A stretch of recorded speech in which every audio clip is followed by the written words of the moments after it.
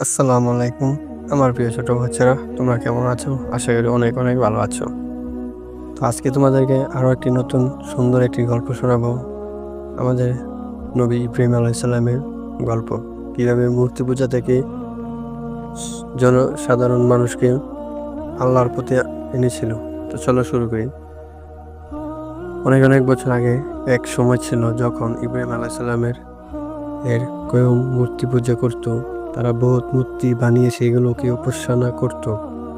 কিন্তু ছোট থেকে ইব্রাহিম আলাইহিস সালাম বুঝতে পারেন এসব মূর্তি কখনো কারো উপকার বা ক্ষতি করতে পারে না।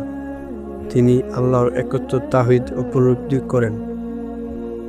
তিনি যখন বড় হন তখন একদিন সবার অনুপস্থিতিতে তিনি সব মূর্তি ভেঙে ফেলেন, শুধু একটি বড় মূর্তি রেখে দেন।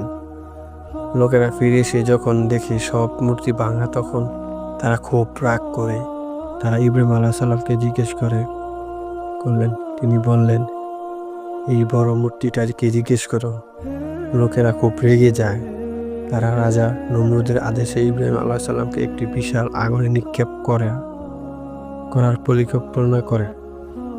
আগুন এত বড় ভয়ঙ্কর ছিল যে তার কাছে যাওয়া যেত না। তারা একটি বিশেষ যন্ত্র বানিয়ে তাতে করে ইব্রাহিম আলাইহিস সালামকে আগুনে নিক্ষেপ করে। কিন্তু তখনই ঘটে অলৌকিক ঘটনা। আল্লাহ তাআলা আগুনকে আদেশ দেন, হে আগুন, তুমি ইব্রাহিমের জন্য ঠান্ডা ও নিরাপদ হয়ে যাও।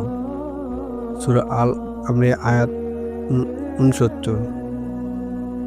আগুন ইব্রাহিম আলাইহিস সালামকে কোনো ক্ষতি করতে পারেনি। সবাই বিস্মিত হয়ে যায়।